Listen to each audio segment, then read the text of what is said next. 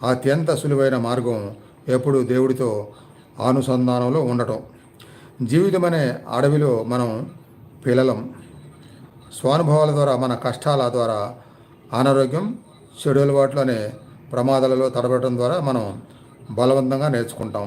మళ్ళా సహాయం కోసం మనం గొంతెత్తి పిలవాలి. కానీ అన్నిటికన్నా గొప్ప సాయం పరమాత్మతో అనుసంధానం నుంచే వస్తుంది. మీరు సమస్యలో ఉన్నప్పుడు ప్రార్థించండి. ఈశ్వరా, నువ్వు నాలో ఉన్నావు, నా చుట్టూరా ఉన్నావు, నేను నీ సన్నిధి అనే కోటలో ఉన్నాను. నేను జీవితంలో కష్టాలకు గురవుతున్నాను. అనేక రకాలైన ప్రాణాంతకమైన శత్రువులతో అవి నిజంగా నా నాశనానికి పంపినవి కావని నేను గ్రహించాను. నా శక్తిని పరీక్ష చేయడానికి నన్ను ఈ భూమి మీద ఉంచావు. నన్ను నేను నిరూపించుకునేందుకు నేను ఈ పరీక్షలు ఎదుర్కొంటున్నాను. నన్ను చుట్టుముట్టిన చెడుతో పోరాడేందుకే నేను వచ్చాను. సర్వశక్తివంతమైన నీ సన్నిధిలో వాటిని నేను నిర్మూలిస్తాను. ఈ జీవితం అనే సాహస కృత్యంలో నేను నెగ్గిన తరువాత అంటాను, ఈశ్వర, ధైర్యంగా ఉండటానికి, యుద్ధం చేయడానికి చాలా కష్టపడ్డాను. నా భయాలు ఎంత ఎక్కువైతే నాలోని శక్తి అంత ఎక్కువైంది. అది నువ్వు ఇచ్చిందే.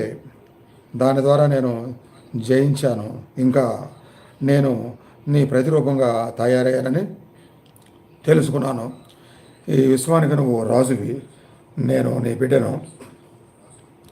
ఈ విశ్వానికి యువరాజును. నాకింకా భయపడటానికి ఏముంది?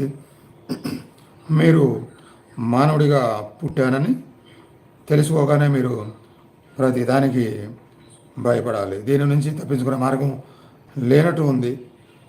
మీరు ఎన్ని ముందు జాగ్రత్తలు తీసుకున్నా ఎప్పుడు ఎక్కడో తప్పడడుగు ఉంటుంది. మీ ఒకే ఒక రక్షణ దేవుడిలో ఉంది.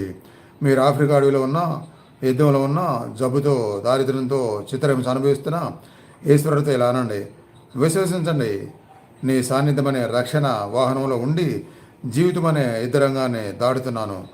నేను సంరక్షణలో ఉన్నాను. భద్రంగా ఉండడానికి వేరే మార్గమే లేదు.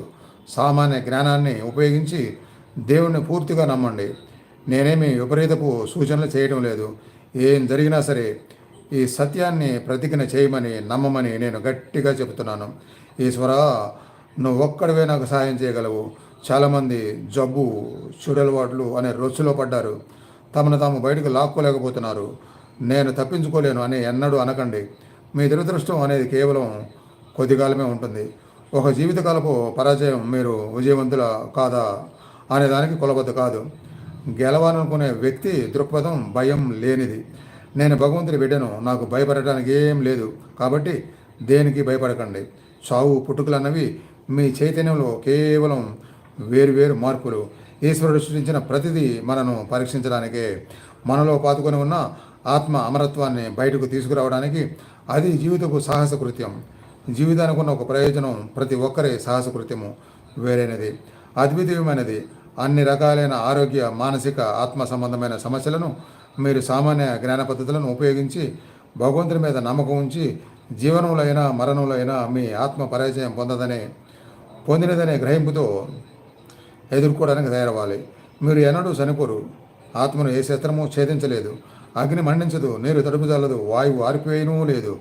ఆత్మ మార్పు లేనిది, అంతటా వ్యాపించి ఉంది. ఎప్పుడూ శాంతంగా ఉండేది, చెల్లించినది. మీరు శాశ్వతంగా పరమాత్మ స్వరూపులు. మృత్యువు మనను చంపలేనిది. మనస్సుకు తెలిస్తే అది ఎంత స్వేచ్ఛనిస్తుంది. రోగం వచ్చి శరీరం పనిచేయటం మానేసినప్పుడు ఆత్మ అనుకుంటుంది, నేను మరణించాను అని. కానీ ఈశ్వరుడు ఆత్మను కుదిపి అంటాడు, ఏమైంది నీకు? నువ్వు చనిపోలేదు. నువ్వింకా ఆలోచించడం లేదు. ఒక సైనికుడు నడుస్తున్నాడు. ఇందులో ఒక బాంబు అతడి శరీరాన్ని చిత్రం చేసింది. అతడి ఆత్మ రోధిస్తుంది, ఓ దేవుడా, నేను చచ్చిపోయాను. ఇంకా దేవుడు అంటాడు, నువ్వు చనిపోలేదు, నువ్వు నాతో మాట్లాడటం లేదు.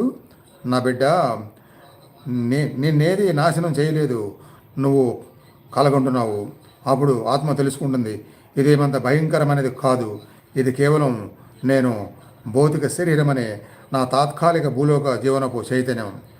భౌతిక శరీరాన్ని పోగొట్టుకోవడంతోనే నేను అంతమైనట్లుగా అనిపించేటట్లు చేసింది. నేను నిత్యమైన ఆత్మననే విషయాన్ని మర్చిపోయాను. మన జీవితం అనే సాహసపు లక్ష్యం